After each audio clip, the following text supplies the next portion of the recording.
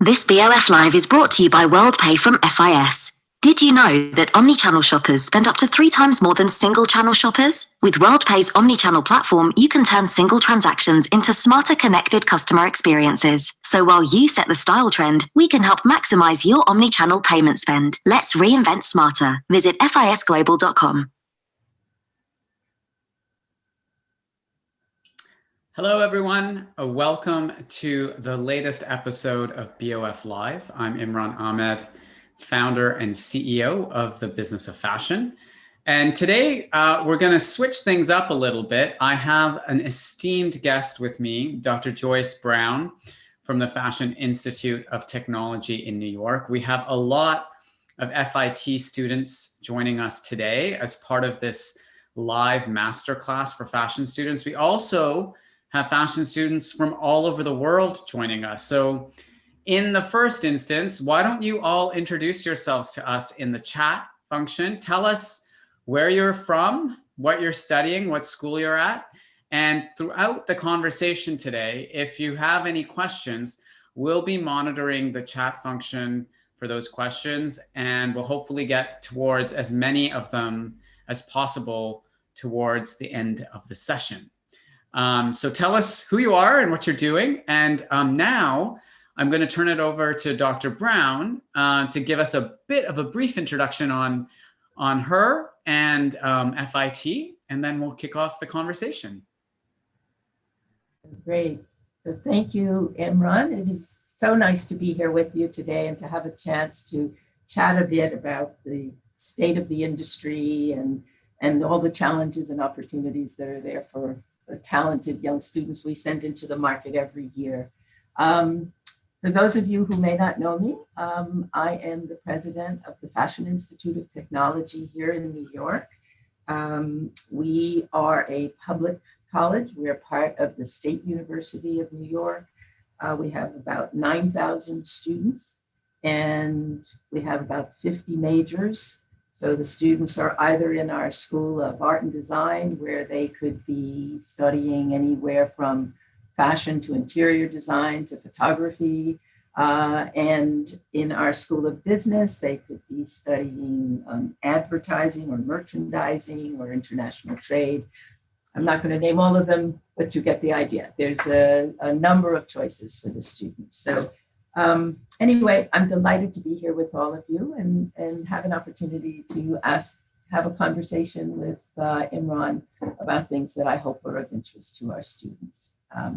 So Imran, I know that they're all very anxious to hear from you about the business of fashion and what inspired you to start such an enterprise, and how has it grown, and perhaps, you know, how have you had to pivot to remain relevant with all the changes that are happening in the market today? Yeah, I mean, so what we call the origin story of BOF is it's a really interesting one, actually, because I don't come from a media background, and I don't come from a fashion background, and I don't come from a technology background, but somehow today, you got lost in this territory. Yeah, somehow today I find myself running a fashion media technology company. So it just goes to show that you never know how your career is going to transpire. But I actually started my career in management consulting, and I set up a startup in the fashion industry when I decided to leave, and that startup didn't work out. And that was my first lesson in entrepreneurship, which is, even if you have good ideas, they don't always work the way you expect them to. But it was actually during that period that I was setting up that company that I started keeping what was at the time a personal blog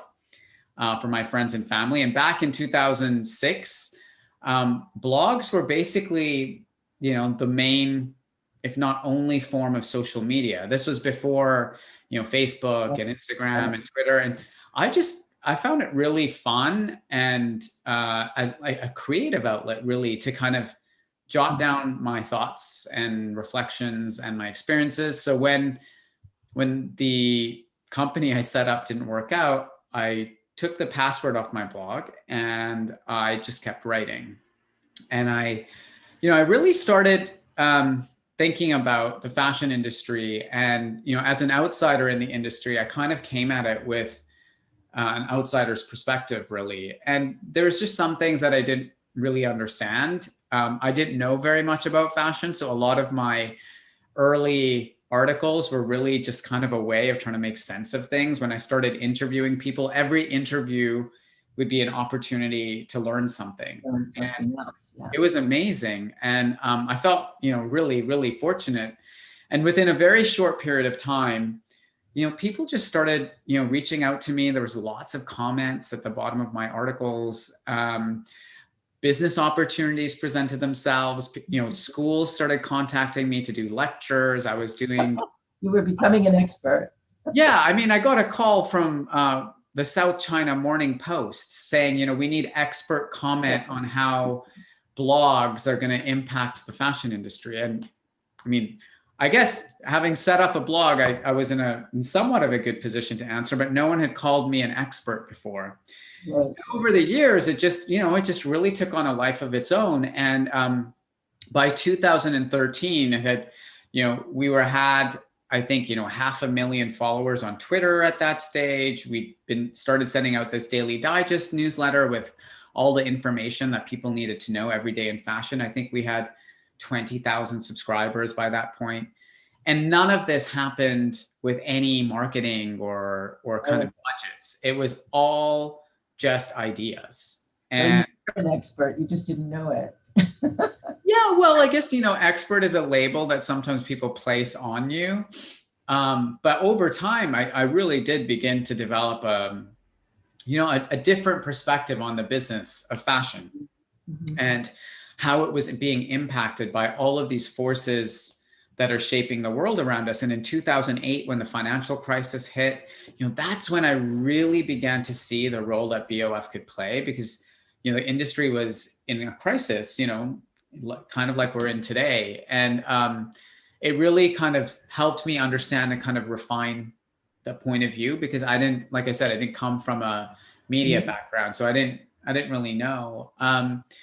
And over time, we've built a business. So now we're, almost 100 people. We have, teammates in Los Angeles and New York and Paris and Shanghai, in addition to here in London. We have several different parts of our business. We have the BOF professional business, which is a membership community for the fashion industry. We make that subscription, by the way, free to students anywhere in the world. So if you have a student membership, if you have a student email with any university in the world, you can sign up for BOF Professional for free. And I think we have now over 40,000 students around the world who are subscribers. We have a careers platform, which is where people find jobs and companies find talent. We have an events business, which, traditionally, and unlike this year, but traditionally we've done events all around the world. And then we have, a podcast, and we have all sorts of multimedia stuff that we do. And then this year happened. And yes, as you asked, we had to pivot, So we pivoted all of our events to interactions like this, which was really cool, actually, because, I was looking at some data the other day. We've reached over 40,000 different people through these events. And never before could we reach that many people through an event. Our events were a few hundred people. So we've reached lots of people. We've really focused our reporting on trying to help the fashion industry navigate this crisis in all of its different dimensions: the economic crisis, the health crisis, the social justice and racial reckoning, the climate crisis. All of these things have just bubbled up to the surface this year. And it's presented, really, really stimulating environment in which to do what we do, which is to open, inform, and connect the global fashion industry. At the dialogue. Well, you're absolutely right. 2020, I don't know anybody who will miss it when it's gone. It brought us a worldwide pandemic.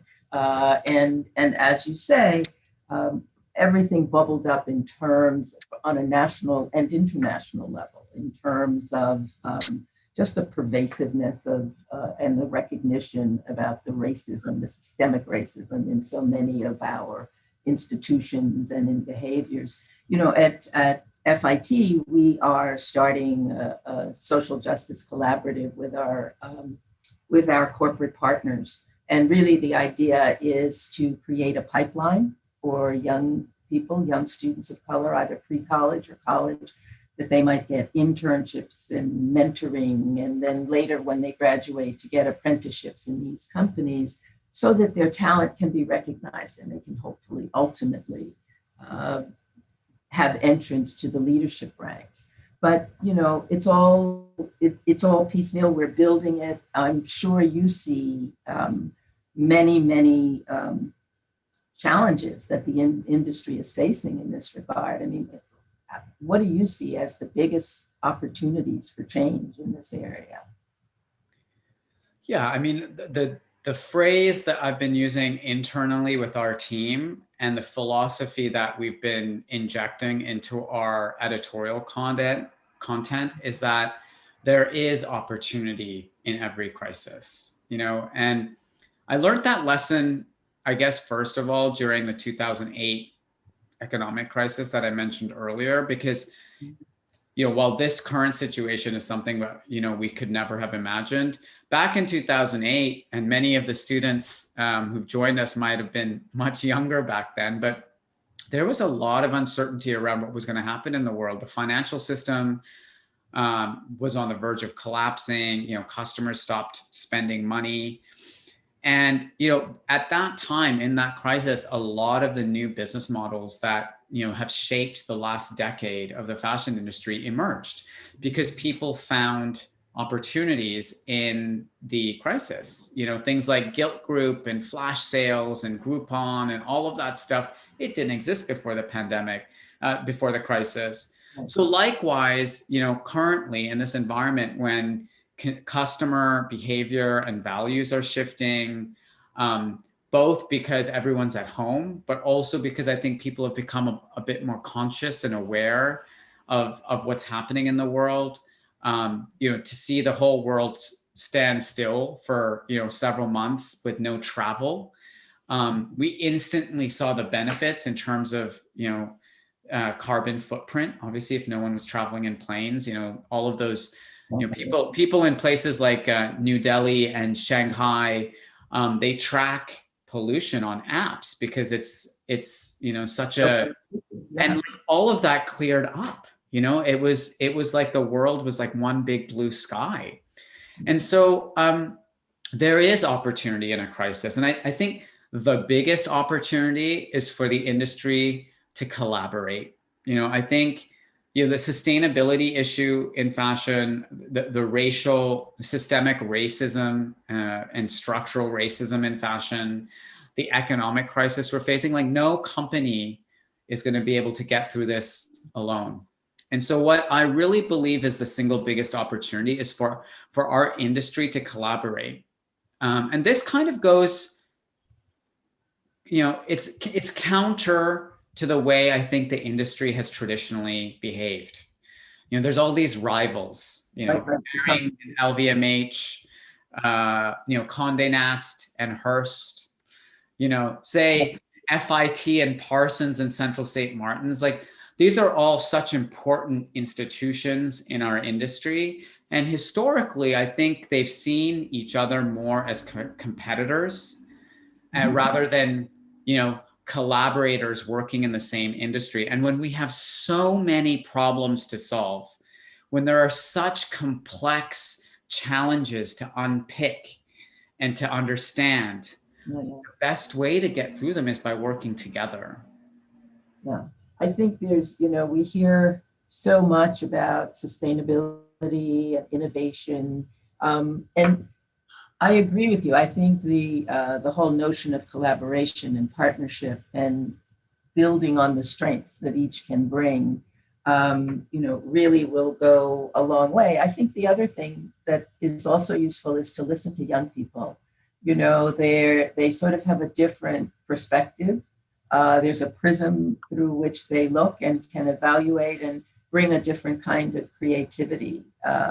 one of the things that we've seen in our efforts to sustainability is a very big deal at FIT. I mean, the students are very committed. They started natural dye gardens to demonstrate how you can reduce the toxicity, in the industry. And they've started beehives, in our roof gardens. And so I think that in many ways, they are going to be looking to industry to demonstrate the kind of model for responsible leadership to be of an industry that they want to be a part of.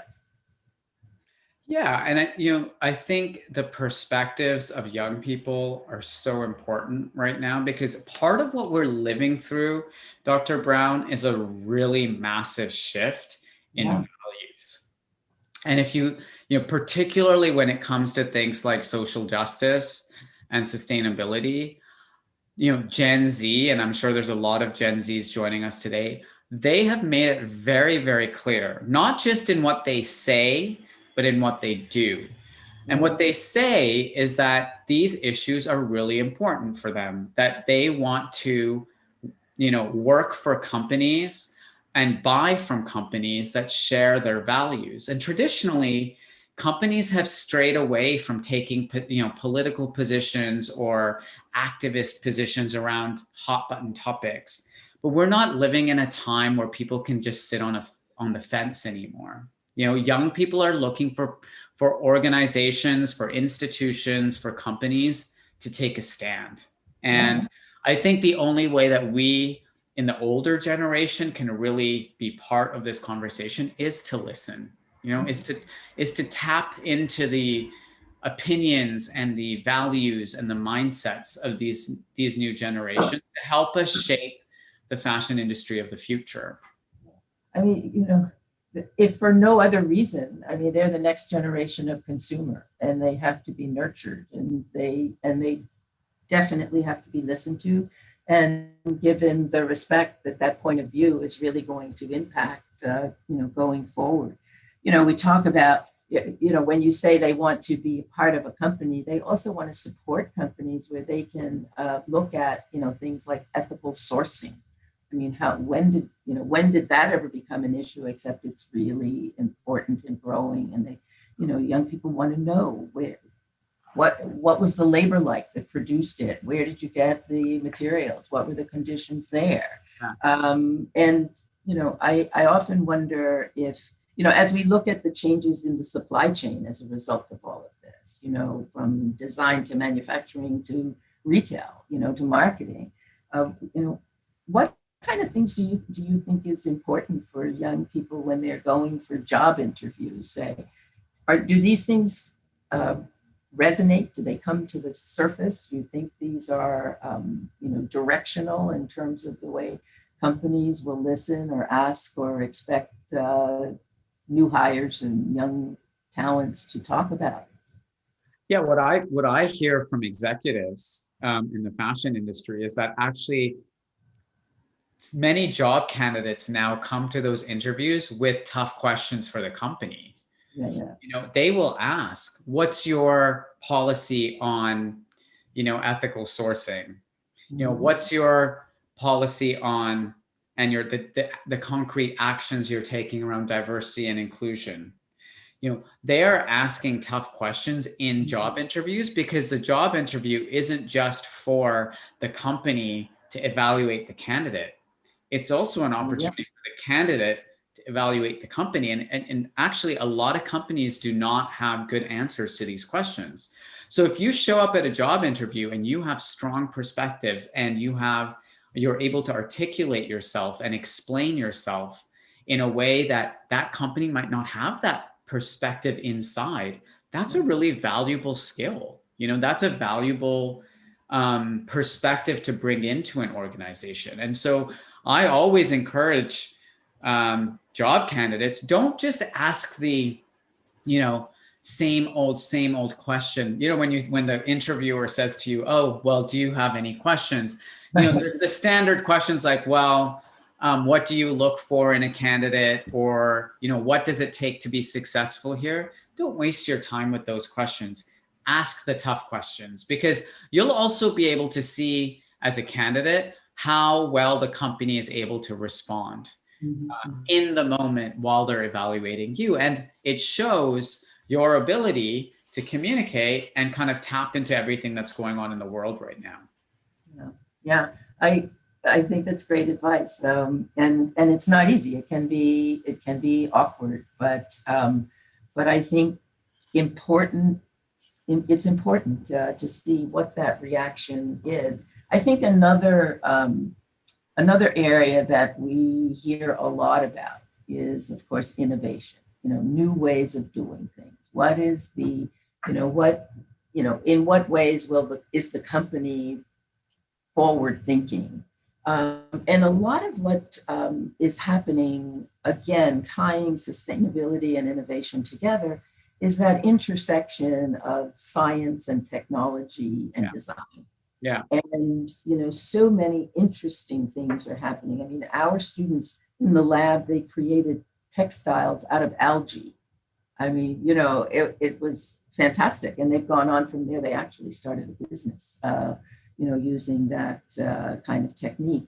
And then in another instance, they worked with IBM and Tommy Hilfiger, and they took the robot Watson, and Watson analyzed essentially the DNA of the iconic brand, and what were the key points and pieces that they needed to replicate but make it more current. Yeah. And then our kids took that analysis, took those variables, and indeed did a digital transformation of the brand. So, so many, I think that the young people today, when they come in, they are looking for opportunities to further those kinds of activities and see to what extent the company is forward thinking. Yeah, and I think the intersection between fashion and other disciplines is so important now. And I think, for a long time, fashion kind of operated in a bubble, and, everyone kind of stuck to themselves, and it was a very insular industry. And what I think is so important now is that fashion companies need to interact with and intersect with these other really important disciplines, because the solutions for a more sustainable fashion industry will not be found within fashion alone. We need to look at new business models. So we need to have really, really innovative conversations with business experts who are developing new ways for consumer-facing companies to kind of exist in this kind of world where everyone's thinking about what's the impact of my own behavior, my own consumption habits on the planet. But also, as you say, with technology, because there are technological solutions. You talk about, growing textiles out of algae, they're growing leather out of mushrooms. People are doing all kinds of things in labs. And if that stuff just stays in the lab and we don't find a way of kind of implementing those new technologies at scale, because it's one thing to do something under a microscope in a laboratory. Some of the big challenges we have now is to take some of these new technologies and actually operate them at scale. If we don't work together with the scientists and technologists, we won't find the solutions. And it's really important for creative people as well. If you're a designer, being more curious and being open to working with new kinds of fabrics and new kinds of approaches, it can actually enhance your creativity. And so it's funny, because I think that a lot of business people in the fashion industry are oh, we're not so sure about bringing this techie science stuff to creatives. But actually, when you start talking to creatives about it, they love it. They love it. We've done some incredible partnerships. Talking before you, when you talked about collaboration, we've got projects that we do with MIT and Stony Brook. I mean, where we take engineering students and design students and put them together, to have creative solutions for real world problems or issues or products that need to be enhanced. So and some incredible things have come out of that, and the students love it. And the faculty love it too, because they get new ideas and new ways of approaching it. But when you think about it, the landscape is changing so much. I mean, we talk about artificial intelligence and augmented reality and data analytics and motion graphics and all these things that no one ever talked about, 10 years ago. But it's all part of the lexicon. And these are areas that, in fact, these young 20-somethings with great talent and creativity and imagination are coming, are looking for to build the career that they envision. So, it's very interesting to watch, and it's evolving, even as we certainly is. It certainly is. And, when I first started writing BOF back in 2007, these were things that we were already discussing, even way back then, talking about the impact back then, like to talk about social media and fashion. I mean, people used to kind of laugh at these or like not just laugh, they just kind of used to dismiss some of my musings as being, completely ridiculous, frankly. So I think, having an open mind and keeping like a mindset which is open to new ways of thinking about what the fashion industry can be and should be is so important. Because if you don't have an open mind, you'll be in these, you'll see these, things come in front of you and you won't necessarily seize them or pay attention to them. So that's another really important piece of advice for anyone who's a student right now or about to graduate, or if you've just graduated, like be open to opportunities that are different now, because it's not, the world is different. Everything in this post-pandemic world, hopefully it'll be post-pandemic soon. Currently it's mid-pandemic, but when all of this is behind us, what it will take to be successful, we don't know exactly what the formula is. But one thing that I know is part of that formula is having an open mind and not necessarily constraining yourself to old traditional views of what a job or a career in the fashion industry might look like. Absolutely. I mean,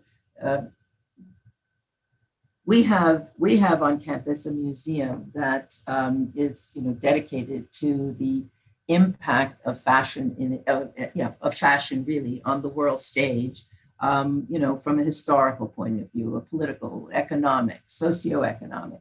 And if you begin there with that as a mindset, and then are open-minded enough to try and incorporate what all these changes mean and what the transdisciplinary nature is of the world, really, of society, and what is fashion, but a sort of a replication of all those things in terms of sending a message.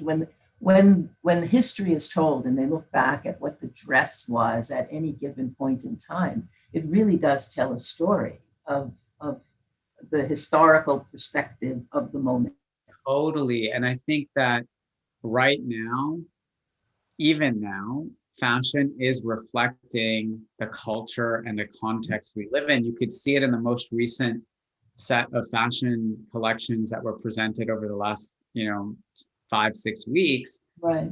It's like fashion is such a great mirror for what's happening in the world. And for anyone who's creative, it's such a great way to express the emotions and the moment that we're living in. Yeah.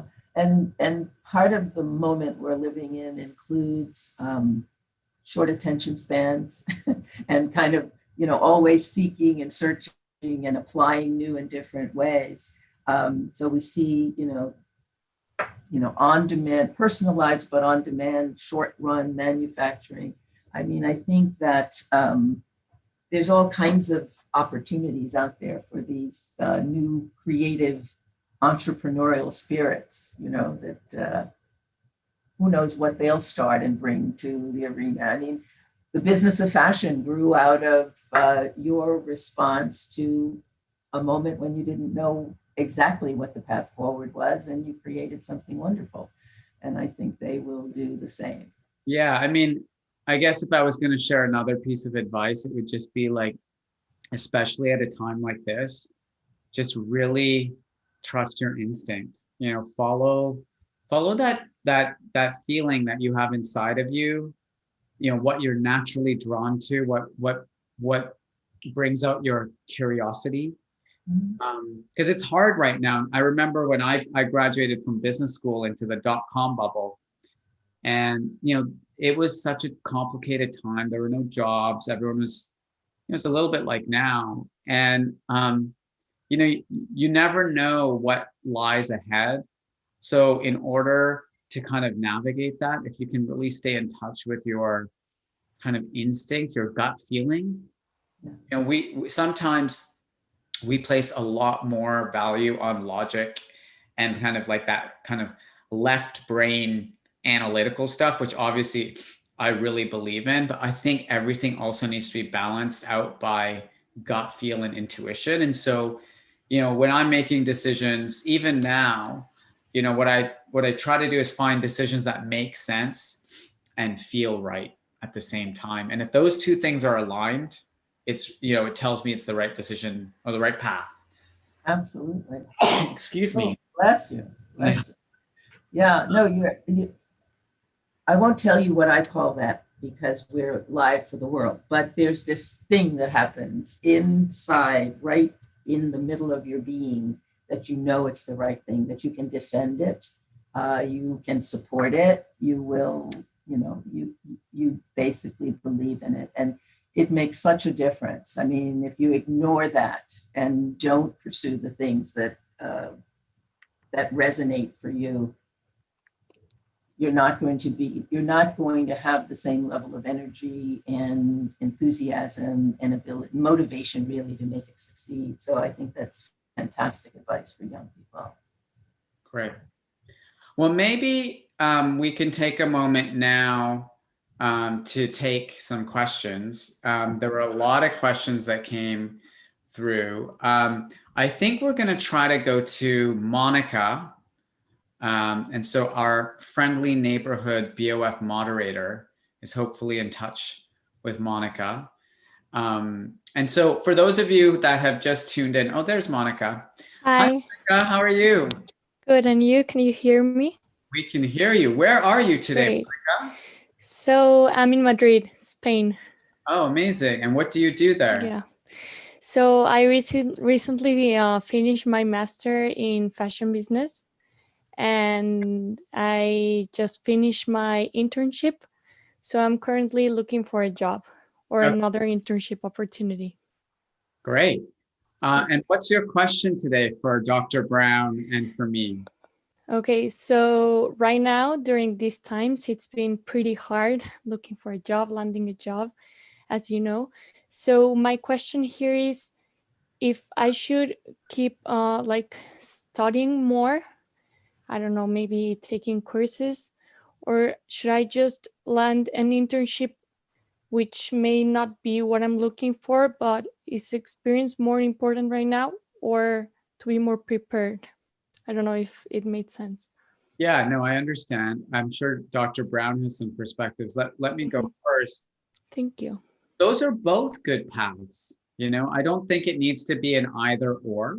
And so as this period of time of uncertainty and, a pretty tough job market is going to persist probably for quite a while, I think you could do both. And I think it's a good mix of practical experience, even if it's in something that you don't think you're interested in. You're early in your career, you're early in your life. Every new experience is an opportunity to learn. So if someone's giving you an opportunity to learn, I say seize it, go for it. But at the same time, this is an opportunity to continue to expand and develop your skills. And so if there are online courses or short courses or other things that you want, that you're interested in, I would recommend doing those too. Like if we're all sitting at home and we can't hang out with our friends as much, and there's restrictions, and fill that time with value. What you shouldn't do is sit on the couch, eat Doritos, and play video games the whole time. That's fine. No. That's fine for some of the time. We all need to do that. But if you want to use this opportunity that is in this crisis, make sure you try to structure your time with meaningful things like the things you've suggested. Great. Dr. Brown, do you have anything to add?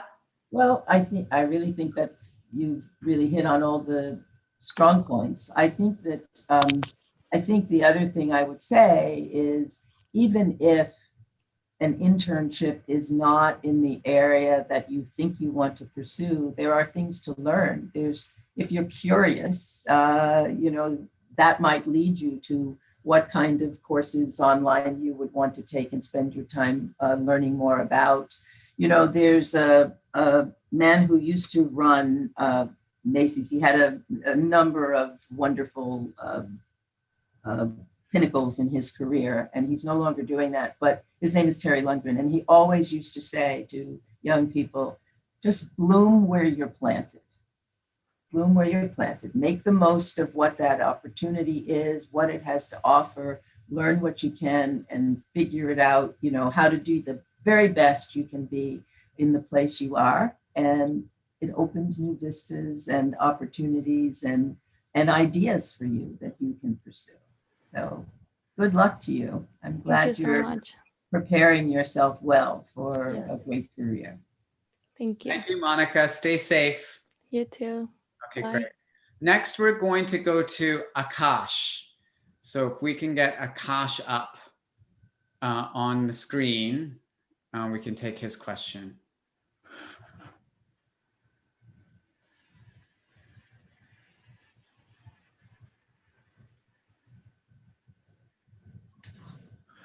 Hello, Akash.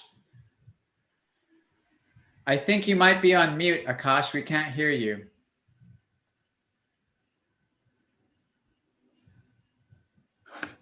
I think I might be able to unmute you, or maybe our moderator can unmute you. Oh, we lost Akash. Okay, let's see if we can get Akash back. Hello. Hello, Akash. Yeah. Hello, sir. How are you? Where are you today, Akash? We can't see you, and we can hear you. Yeah. Okay. I'm good, sir. I'm from India, basically. From India. Okay, where? Yeah, I'm from in New Delhi. In New Delhi. In New Delhi. Okay. What's your question today, Akash? Sir, I have just graduated from my architecture in June 2020, and now I would like to from the past 3 years, I've developed my passion in fashion also. So now I would like to take ahead my career in fashion design, basically as a designer. So currently I'm struggling to find a way to enter into the industry. Like, how do I get into this fashion industry? Um, like I've seen the Virgil Abloh, who is the currently menswear designer of the Louis Vuitton, and also the creator of White also. And he also had this degree in architecture, and then sort of he kind of get into this fashion industry. So I'm also trying to kind of find the way, how do I get into the fashion industry. So what advice do you like to give me, because I need to make a portfolio also. So I'm currently struggling to what should I include in my portfolio also, with the architecture background. Yeah. Got it. So it sounds like Akash has just finished an architecture degree and is looking for a way to pivot into fashion. And he's raised the example of Virgil Abloh, who was also an architect. And I think Virgil's career path is a really good example, Akash, because and I'm not from the fashion industry either. I came from a business background. I think there are really amazing opportunities for all sorts of people in fashion. My recommendation would be, you're living in India. I know that all the stores are still pretty much closed over there right now, but there's such an explosion of retail in the Indian market right now. And so when you're trying to pivot into a new industry, it's good to try to build off of something you already know. So perhaps you could do some research or dig around for architecture firms in India that might specialize in this intersection of retail and architecture. And then the second thing I would suggest is, there's a lot of, if you want to be a fashion designer, there's actually a lot of fashion designers who have a history in architecture. They tend to come to fashion with a very sculptural, architectural approach to their design. I think there's some shoe designers that, are former architects. So keep your creative channel open. Just start drawing and sketching and doing things, and then share them with people in the industry. You'll be really surprised about how open people are when they see something that's new and comes from a different perspective. Dr. Brown, do you have anything to add? Well, I think you've touched on the key points. I think Akash is very fortunate to have that architecture background. I mean, I'm sure it hones, the skill. I'm sure the sketching will be easier for you than for some people if you let your creativity flow in a different way. And I agree, you will more than likely be able to really capture the sculpturalness of the form, and I think is if you can get in front of people who have an appreciation and understand the need for different perspectives, good things can happen. And I think Imran's advice of getting into retail, whatever the avenue is, I think you probably would have a good opportunity to show what you can do and hopefully get some mentoring that will help you channel it in the way that you want. So good luck to you. I'm sure your talents are all going to come into play in a good way here. Thank you so much, ma'am. Thank you so much, sir. Would you mind if I ask one more question? I have a doubt still. I still have a doubt. We have to make time for so many people. There's 300. Oh, all right. I got it. Sorry, but thank you for your question. Next, we're moving on to Lori. So let's just wait for Lori to pop up. We're going on a bit of a global tour, Dr. Brown. Let's see where Lori is. Yeah, I think that's great.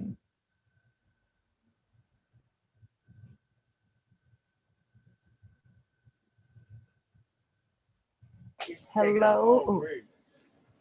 Can you hear me? We can hear you. I'm calling from Santa Monica College, Santa Monica, California. First of all, it is such an honor to meet you both, Imran, and I could prove to you with syllabi from 2009, 10, 11, 12, you are standard reading for our students. And FIT is my goal school for our transfers to go to in New York. So I just wanted to start out with that.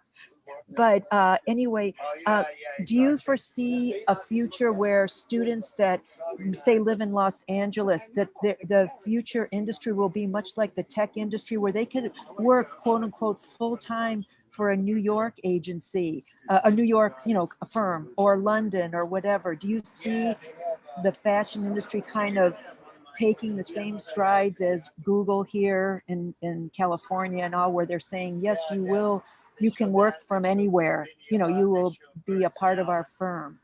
I was just curious of your thoughts on that. Yeah, that's such a good question.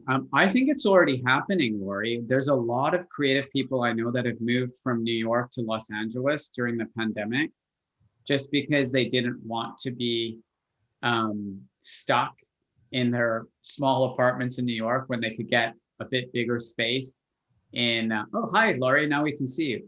But you're muted, yeah. So, one of the things I would say is that people are already becoming more flexible in terms of their mindset around the way they employ people. We have all of these tools now that we've had to figure out how to use over the last 8 months, and how we collaborate creatively. And so I would say it's already happening. I don't think it will be as kind of common in the fashion industry as it is in the tech industry, because so many of the people in tech are, working in like silos on their own coding.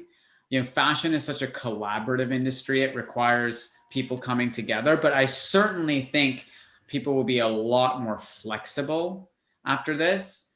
And that means that the way the fashion industry works after the pandemic will be different. I don't know, Dr. Brown, what do you think?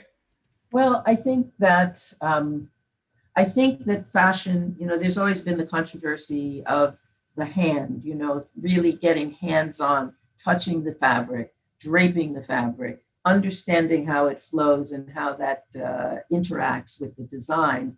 And then, of course, these days, the need to figure out and apply all the advanced technology that has happened. Ideally, you have both, because you do have to move forward and you do have to understand. And there are all those changes in the industry that we talked about, the on-demand, the smaller run, the move quickly from sample to design with no inventory in between. So that all takes technology. But I think, to Imran's point, I don't think it is ever going to be 100% and in this with the same expanse as the technology industry, because it's very personal. Fashion and its execution are very personal. And Exactly. while we've gone remote, I think the faculty have adjusted in ways that, they would have given them pause if they had time to pause. But here we were thrown into the deep end of the pool, and they all responded in very creative, innovative ways to really get across those principles of design. So I think there's more to come, and we're all going to be in the middle of it, and we'll see how it Exactly. Thank you both so much. We so appreciate your doing this. Thank you. No problem. And thank you for calling in. Our next question is from Jerry. So we're waiting for Jerry to come on screen.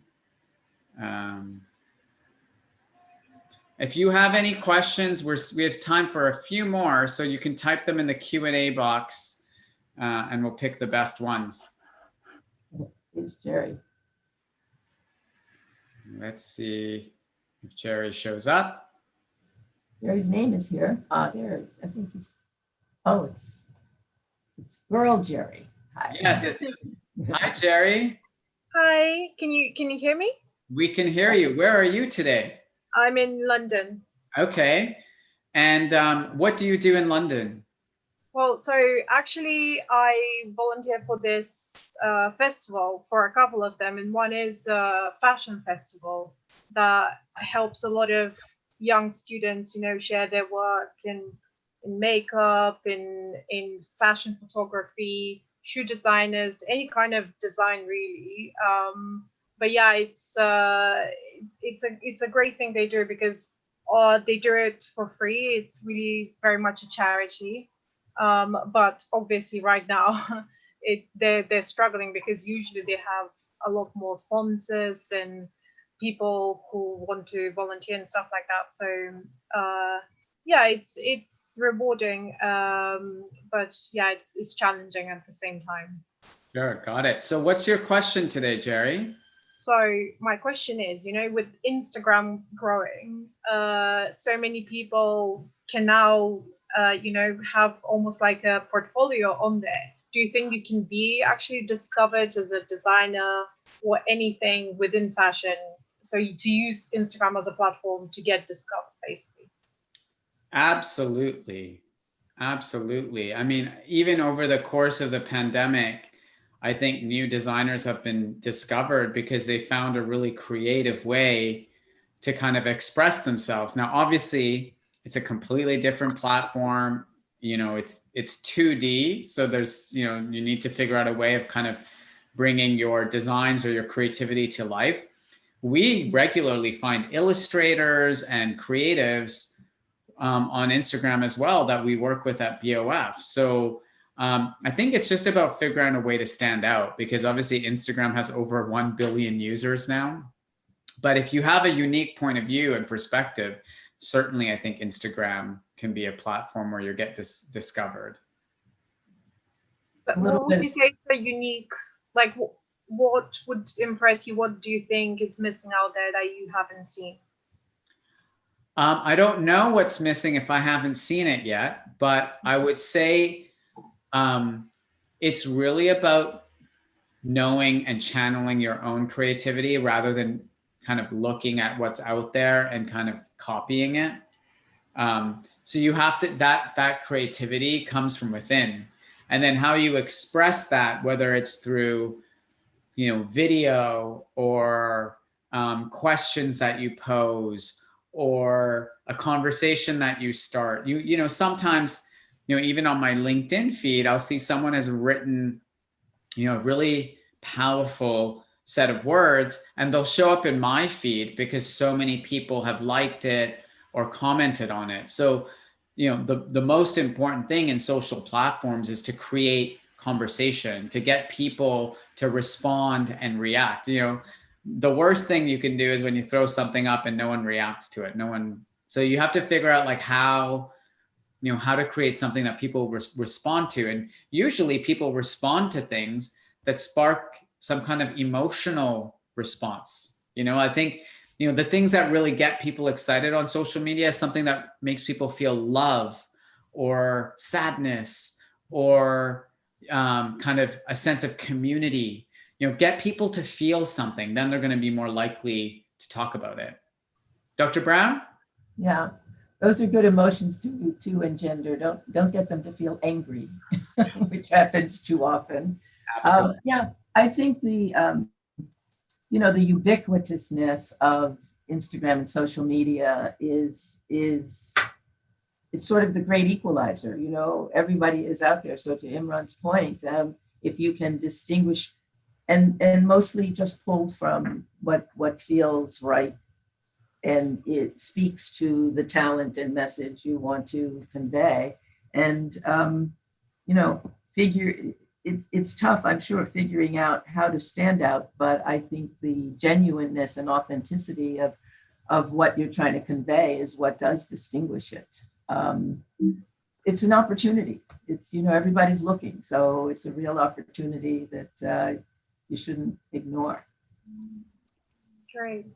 Thank you. Good luck, Jerry. I'm sure you have it within you. So hopefully we'll see you on an Instagram feed soon. Right. Yeah, More for you. Cheers. All right.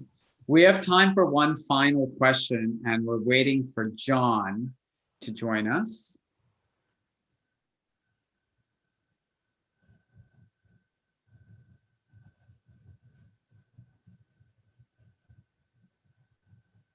Waiting for John. Hopefully John will be here any minute. You see his name? Oh, you can? Okay. Yes.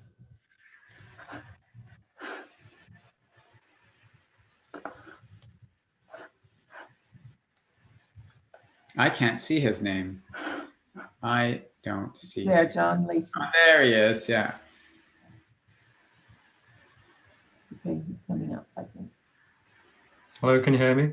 Yeah, hey John, how are you? I'm fine, how are you? I'm okay. Where are you today? I'm in Glasgow, in Scotland. Amazing. What's it like up in Scotland right now? Freezing, very cold. Wow.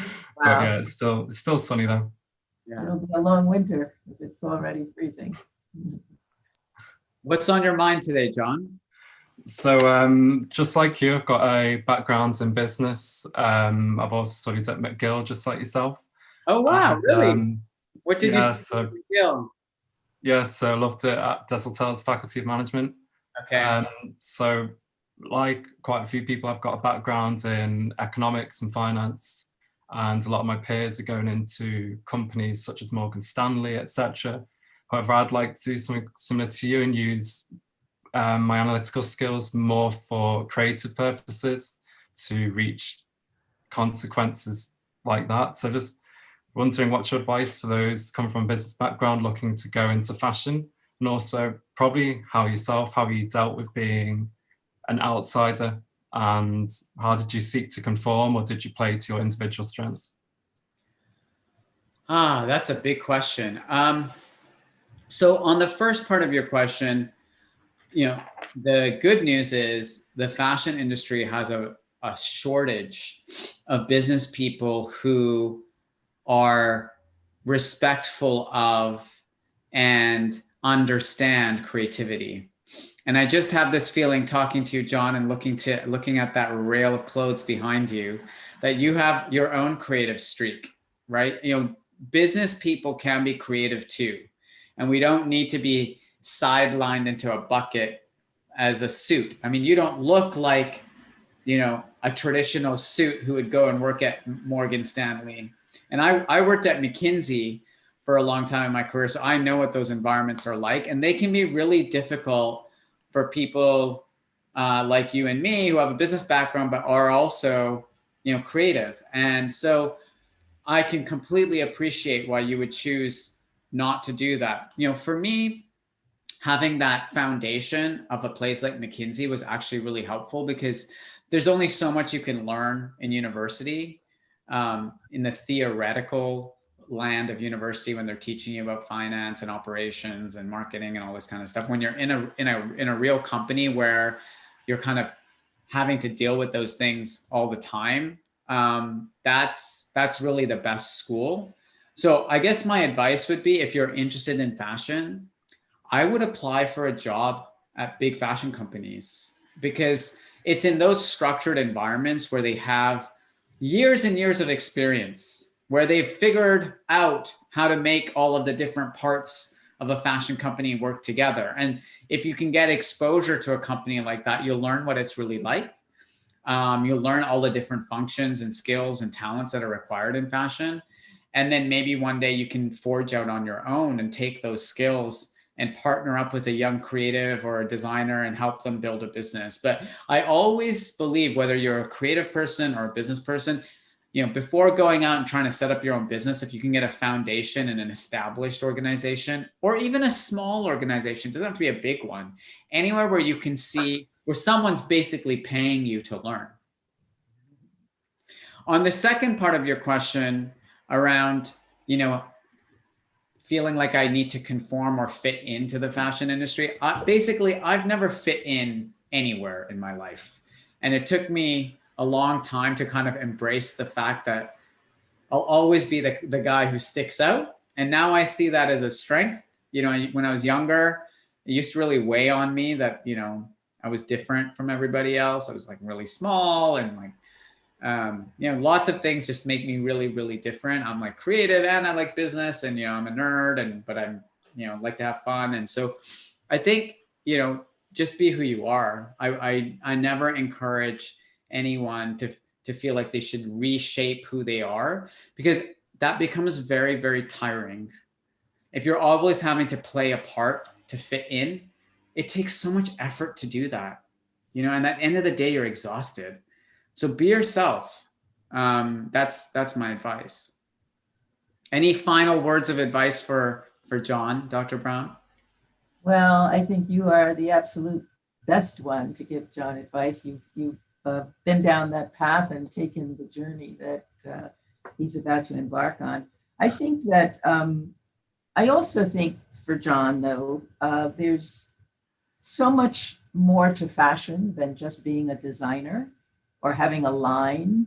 It's a fully fledged business with many, many needs that combine the creative and the analytic, and even as we were talking before about the new kinds of careers that are within the industry, whether it's, digital strategies or data analytics or new ways to think about how a creative enterprise is going to move forward. So, you've got a foot in both worlds. And I think that can be very valuable if you listen to what instinctively probably will occur to you, and not necessarily to the people around you that are, that came in through a traditional route because they had, the muse sitting on their shoulder and they made, a creative line, a full product line. I think you could be very valuable to them. And hopefully you'll have some fun doing it. So all the best to you. I think you're in a great spot. So. Good luck, John, and thanks for dialing in, and stay warm up there in Scotland. I hope it's not too cold. All right, thanks so much. Thank you for your time. No problem. We're out of time, Dr. Brown. That went by really fast. Thank you. again. Enjoy the time together. Thank you. Yeah, it was cool. And thanks for joining us. And I hope that I'll be able to personally come and visit FIT at some point in the coming. When the pandemic ends, we're all going to go jump on a plane and miss each other because we'll be all trying to get to someplace else. It almost won't matter.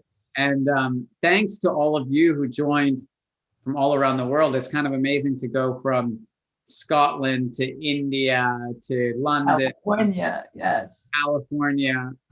It was such a pleasure to hear from all of you, and I hope you'll tune in. I'm seeing so many FIT names on the screen too. That's fantastic.